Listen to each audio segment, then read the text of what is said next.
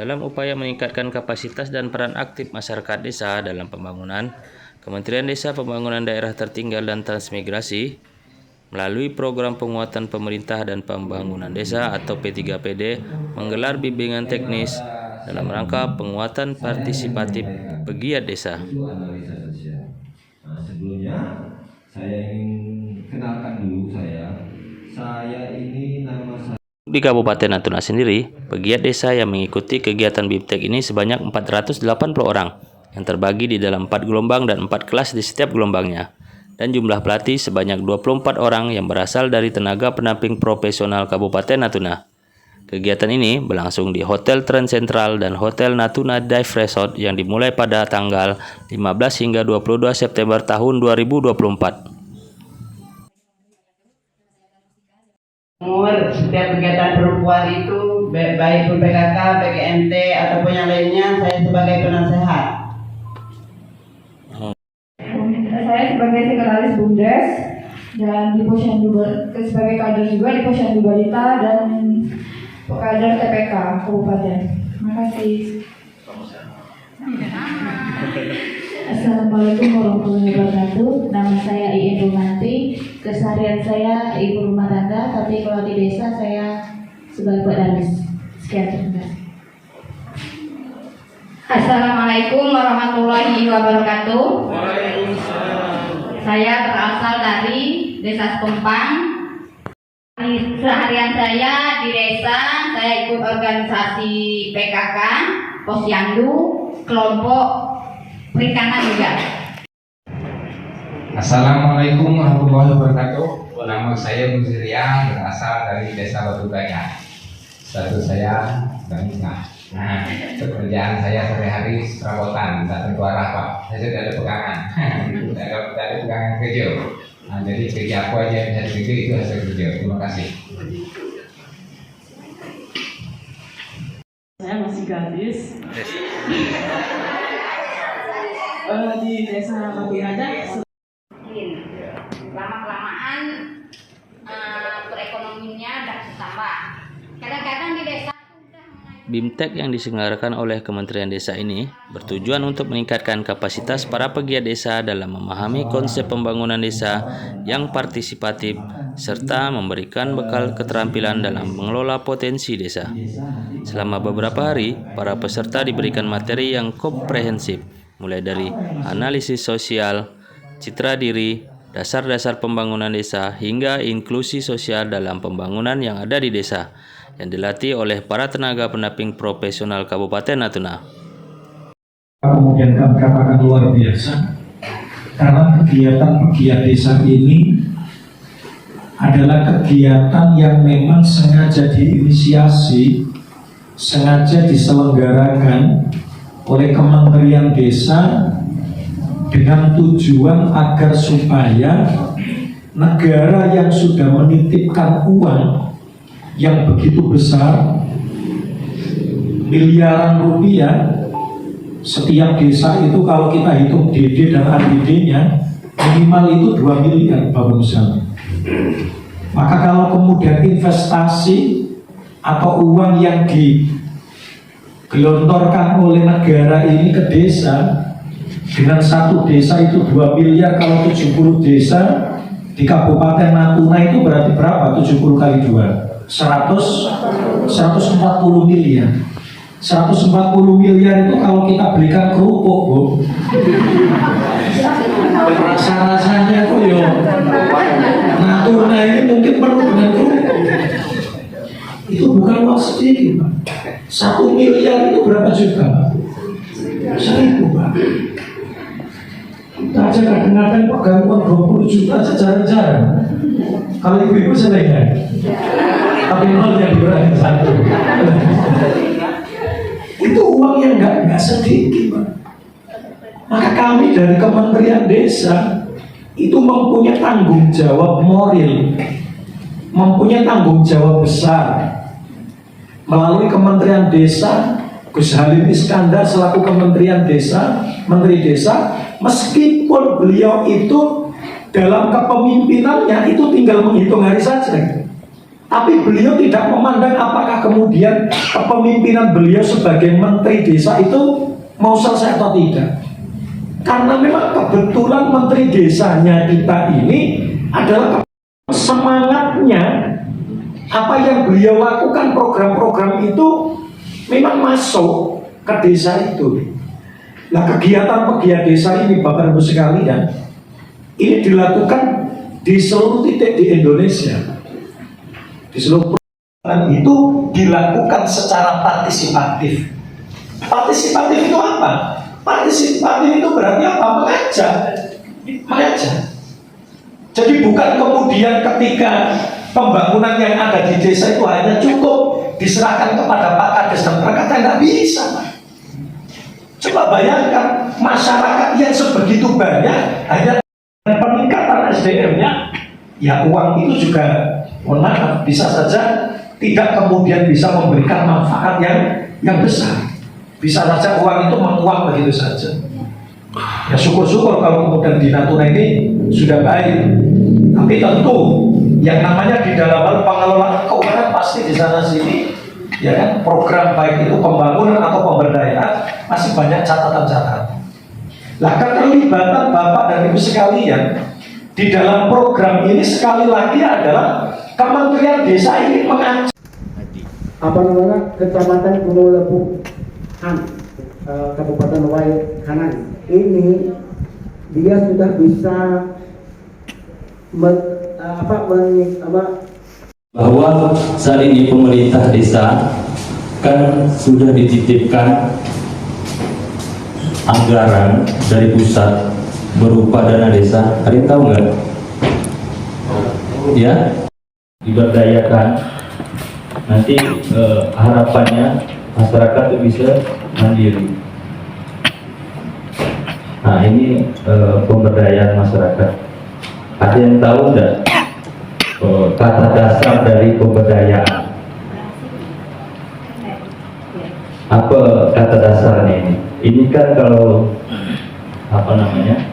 Ini kan kata imbuhan nih, pemberdayaan. Mungkin di belakangnya kayak mahasiswa. Nah, kata dasar dari pemberdayaan. Kata dasarnya, pernah belajar bahasa Indonesia enggak? Pernah ya? Kata dasar dari pemberdayaan itu daya. Daya dicek ya. Oh betul. Nanti saya kasih gimmicknya ya. Kalau datang, kalau empowerment, siapa yang setidaknya? Kalau datang gimmicknya saya kasih gimmicknya.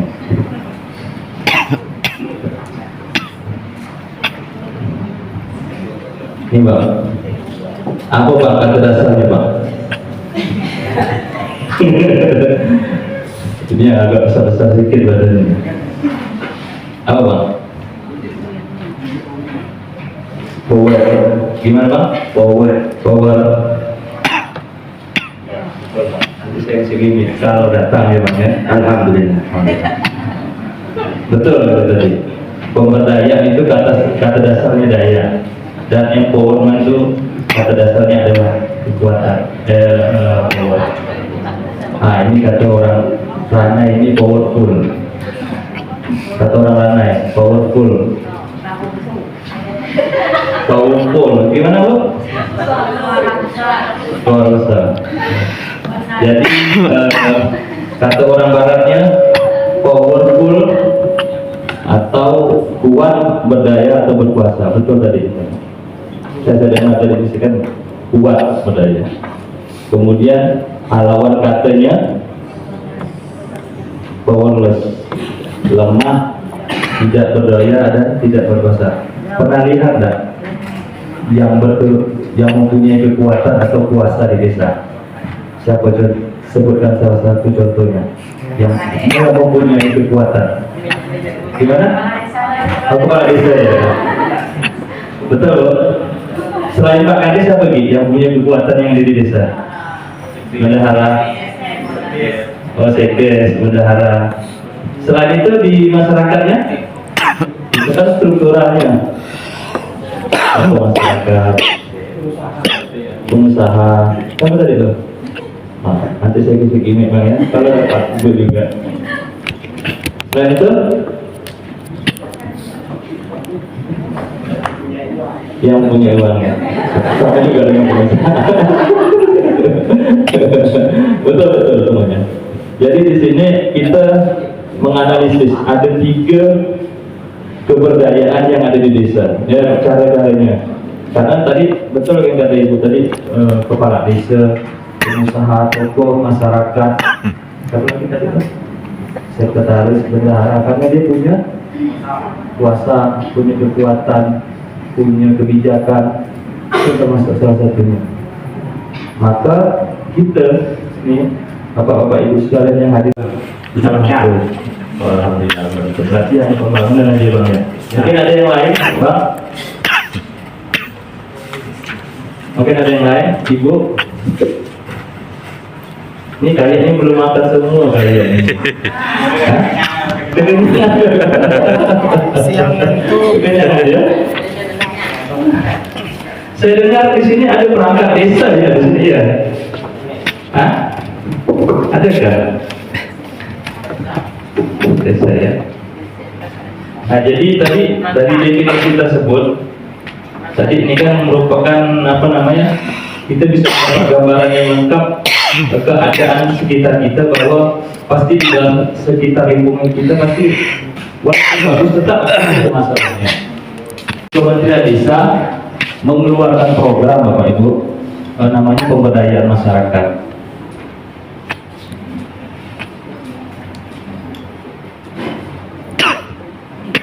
Inilah pemberdayaan. Kita ini sebenarnya semuanya pelaku pemberdayaan masyarakat. Ada yang tahu enggak? Gimana Pak? Enggak, ini namanya kegiatannya Pak, pemberdayaan masyarakat. LPMD itu lembaganya Pak. Ada yang tahu enggak? Nih kayaknya nih anak-anak mahasiswa ini kan tahu nih, masa enggak tahu sih. Ada yang tahu pemberdayaan masyarakat itu apa? Bang Iko nya udah datang Bang? Ini? Belum ya Bang? Gimiknya juga belum datang kan? Kalau di gimiknya siapa yang bisa menjawab pertanyaan saya, mungkin saya kasih gimik. Apanya? Oh, belum ya. Jadi ini pemberdayaan definisinya nih. Mungkin ada yang bisa membacakannya. Saya tunjuk ya. Ibu, Mbak, tolong dibaca pemberdayaan supaya kita. Pemberdayaan masyarakat adalah proses memampukan masyarakat untuk meningkatkan kendali atas kehidupan mereka. WHO. Oh gitu. Oke. Inilah ini definisinya.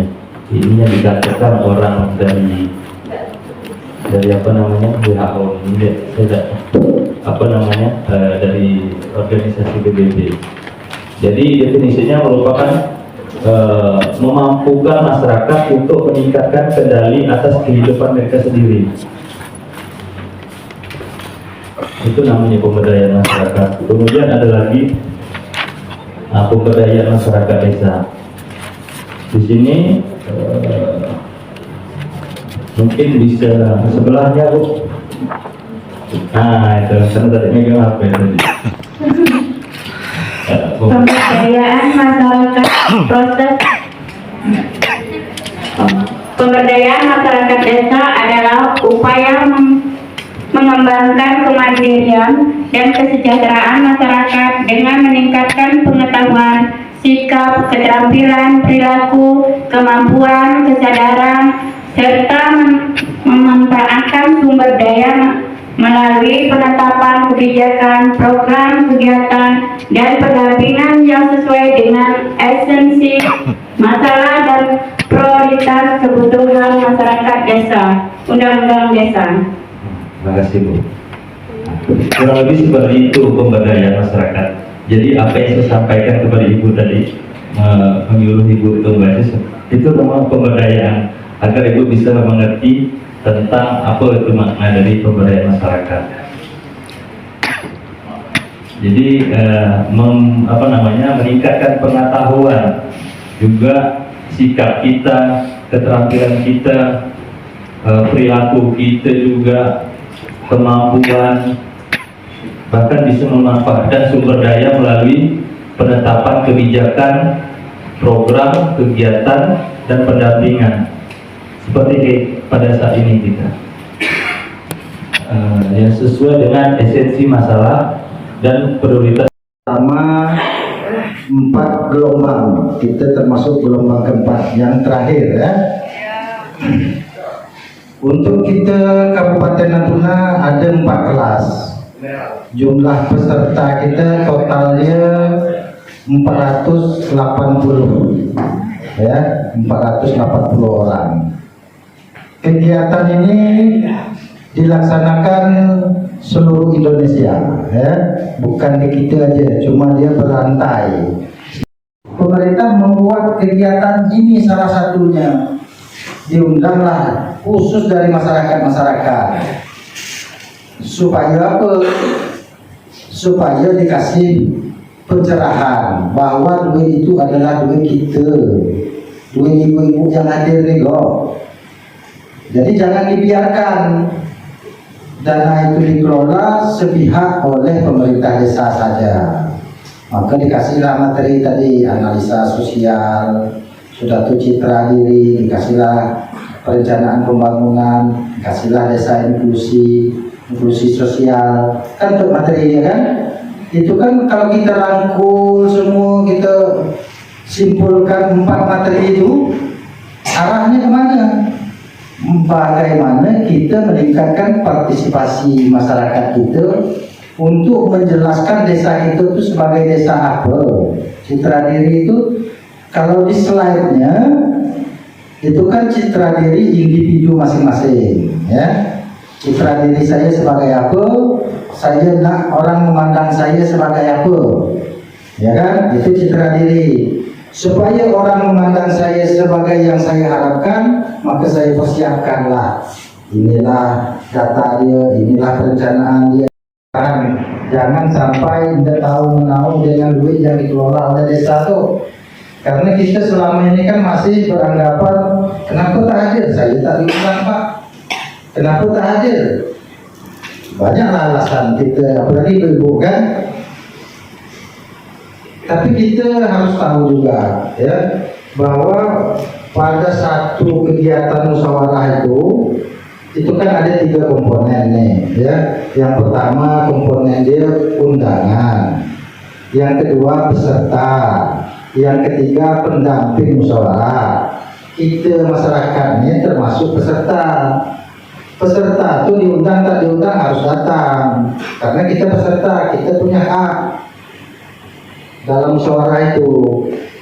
Yang undangan itu siapa? Misalnya desa nak undang orang dinas sebagai narasumber, itu undangan nama dia. Tapi kami pakai undangan kok Pak? Boleh, malah lebih bagus karena desa harus beradministrasi kan, harus ada aset, makanya dibuat undangan. Tak diundang pun Bapak Ibu boleh datang untuk menyampaikan hak, karena Ibu punya hak yang sama dengan yang lain di desa itu. Nah, jadi nanti kalau kita balik, aku sebenarnya acara di lab tuh, orang pergi ajak nanti. Saya belum ada ketemu orang disabilitas yang ikut rapat. Padahal hak suara sama kan? Kenapa? Karena memang pertama mungkin tak diundang, yang kedua mungkin dia tak mau, ya kan? Tapi memang kalau kita sudah menyampaikan bahwa kita punya hak yang sama, maka kita kembalikan dia. Kalau dia memang ada niat berpartisipasi, nambah masukan, mungkin dia mau datang. Atau dia laksai usul-usulan tak pernah dapat, kan itu. Jadi datanglah misalnya di musyawarah itu 1 perwakilan orang yang pakai kursi roda, ini kita minta maaf ya. Kalau dia mengusulkan kegiatan, Pak tolonglah kami ini ada 10 orang ini, di mana dapat usulan kegiatan? Usulan kegiatan yang dibuat desa tuh dari mana dapatnya? Ada yang tahu? Satu dari masyarakat itu. Di mana terdapat dia kegiatan itu? Di lapangan. Hah? Satu Musrembang dari PJM, dari masyarakat. Ini kalau ada yang dapat jawabnya saya kasih 50.000. Nah, hai. Karena ini saya yakin tak ada yang bisa jawab, makanya saya berani. Ya, saya yakin tak ada yang bisa jawab. Selalu munculnya di 3 tempat, ya. Secara regulasi, ya. Tapi kadang-kadang desa tak pakai nih, jarang dibuat di Rosendo. Tapi yang betul dia, usulan itu muncul satu pada saat PKD. Ada yang tahu PKD? Pengkajian keadaan desa. Itu orang survei, nengok mana nih. Disitulah kita tahu usulan tuh. Di samping rumah siapa, berapa ukuran dia, apa salah dia. Pada saat pengkajian keadaan desa dulu, kalau kita waktu PNPM itu nyebut dia MMDD, menggagas masa depan desa. Di situ muncul usulan tuh. Yang kedua, betul kata ibu tadi, dari Musdos. Jadi usulan pas di Musdes, ya kan? Musdes itu tempat kita bermufakat, tempat kita musyawarah, bukan tempat kita sedekah. Kenapa ini sering terjadi? Karena kita tidak tahu. Boleh ada usulan tambahan muncul di Musdes kalau memang pada saat Musdos, PKD dan aspirasi dewan tak masuk, tapi kita tahu itu harus diusulkan. Boleh kita buat usulan di situ, tapi sebagai tambahan. Tapi tempat sebenarnya bukan di situ. Nah, ya, itu nanti. Tahu yang ketiga 10.000. Dari pancing loh. Jadi yang ketiga ini munculnya usulan itu dari aspirasi BPD. Sama dengan kabupaten juga. Ada aspirasi dewan. Tapi kita aspirasi BPD itu dimasukkan ke dalam usulan desa. Itu usulan. Kalau sudah bersifat kegiatan, baru nanti kita arahkan ke pemenyelah dari usulan ini sekian meter, namun kegiatannya ini baru kita bahas di lah, ya. Karena itu duit kita, jangan kita jangan kita lepaskan sepenuhnya ke pemerintah desa. Harus kita tengok kok, betul tak duit kita sebanyak dijadi ini. Masa duit 300 juta cuma dapat jalan 10 meter, nah, kan jauh besar, ya nah. Itulah fungsi kita nanti, ya. Untuk membantu mengawal, meningkatkan kualitas, meningkatkan partisipasi. Selama ini yang hadir rapat cuma 20 orang, ini mudah-mudahan nanti bisa jadi 40. Fandi, TV Desa Natuna melaporkan. Ya.